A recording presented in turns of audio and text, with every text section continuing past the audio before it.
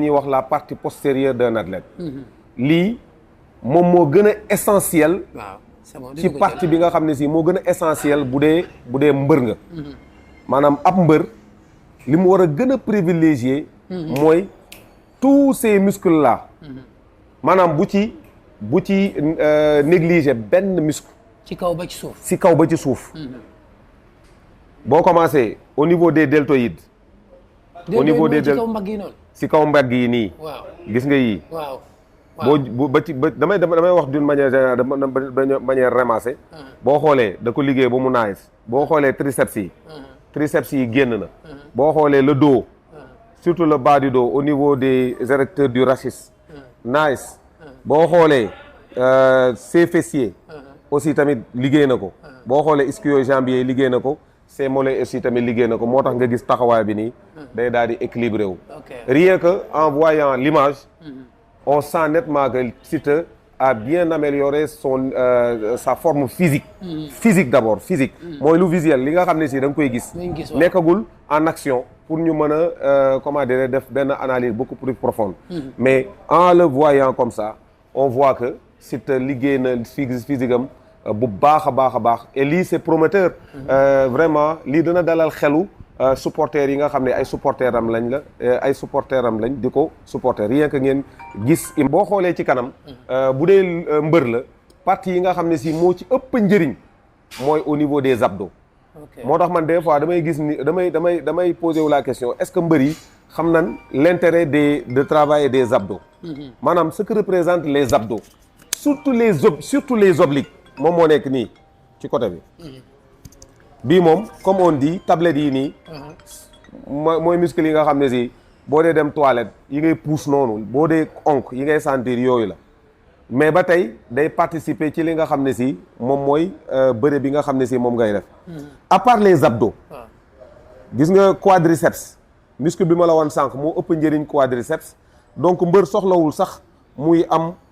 les V là fii. ci tànk yi loolu mën na ko sax déséquilibrer c'est-à-dire que bu dee da nga am li ma doon expliquer sànq naan asymétrie bu dee sa pooj yi dafa ëpp sa fii ci gannaaw sa ischio-jambier yi loolu mën nga indi benn déséquilibre parce que même pour def la flexion normalement doo ko mën parce que lii moom moo lay bloqué.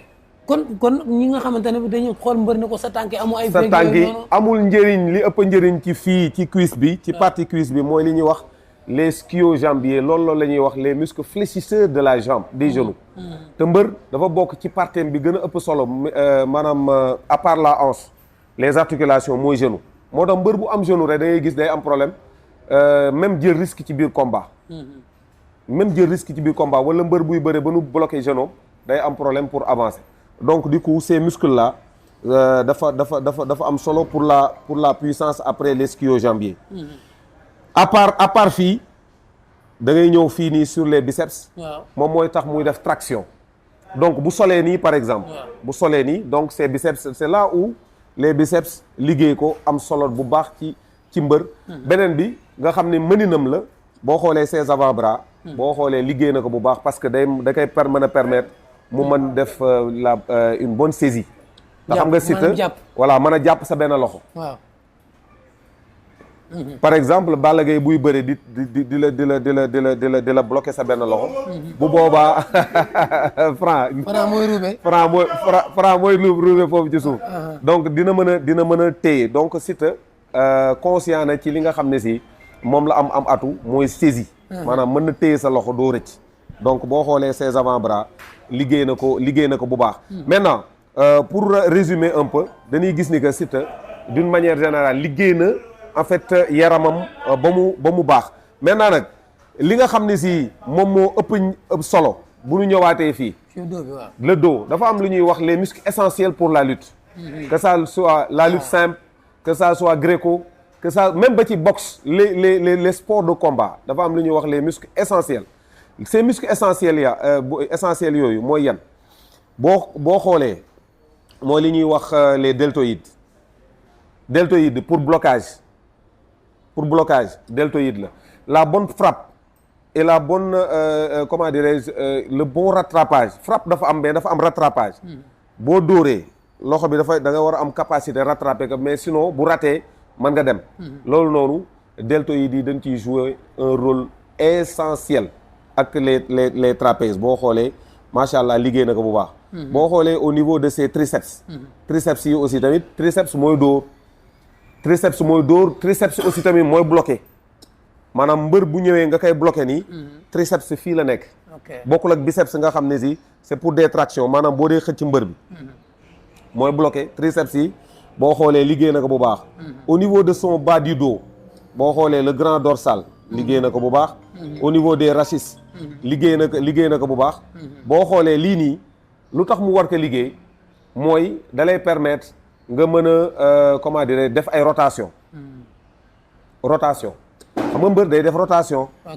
rotation la rotation c'est au niveau de l'articulation coxofémorale accompagnée des mouvements du dos. donc rotation yii nii lu am solo la. boo ñëwee ci bokkul ak sax esquive ba léegi. bokkul ak esquive ba léegi rotation rek. rotation n'importe quelle rotation moom nga jàpp comme Sa Thiès ni mu def keroog. voilà ni mu def. Zarko. rotation boobu mu nekk à l'aise mu nekk ci à l'aise les muscles du dos à part les jambes dañ ciy jouer bu baax a baax rôle bu essentiel boo xoolee fii. ces ischio-jambiers boo xoolee aussi tamit liggéey na ko bu baax parce que ischio-jambiers yi mooy tax mbër mën a wàcc ci suuf def flexion normale. am une bonne stabilité.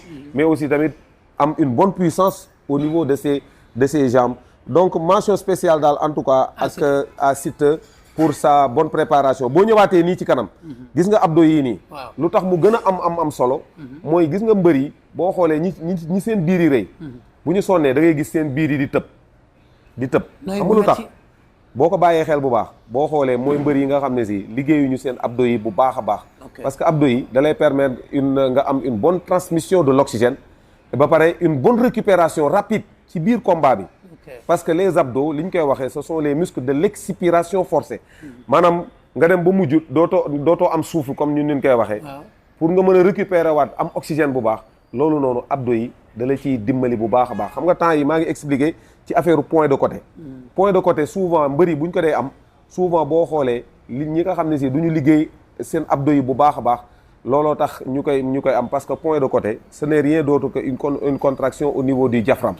boo xoolee boo ko amee dañ naan la nga nacc ci bu baax a baax mu dañ wala nga def une inspiration profonde boo nekkee ci sa biir combat boo sentiree point de côté di ñëw dama leen koy may maanaam taxawal nga inspirer bu baax ba dugal ngelaw bu baax a baax xëcc bu baax bloqué après bàyyiwaat nga xëccaat bu baax bàyyiwaat loolu mën na dindi point de côté parce que souvent li koy indi mooy manque d'échauffement bu dee côté mbër yi wala ngeen lekk boo xam ne si combat bi tey la nga lekk yàpp ana mbër ak lekk yàpp jouru combat wala naan soow moytu leen loolu sinon ay point de côté yeeg yooyu noonu moom ngeen di am en tout cas pour vraiment la préparation physique de Siteu lii daal kon yow mën nañu wax ni Siteu yow pour yow instant bi mu ngi ci meilleure forme physique am. meilleure forme que bi mu indi Modou Lo contre Modou Lo. parce que boo xoolee ni muscles yi saillant nii contre Modou Lo ba mu defee shooting da nga gisoon ni que biir bi. dafa commencé dafa poids bi dafa bare woon en plus. man ni ma ko gisee nii gis naa ni que ci la parce que poids bu melee nii équilibré muscles yi feeñ liggéey masse musculaire am donc dañuy jàpp ni que sa force a augmenté.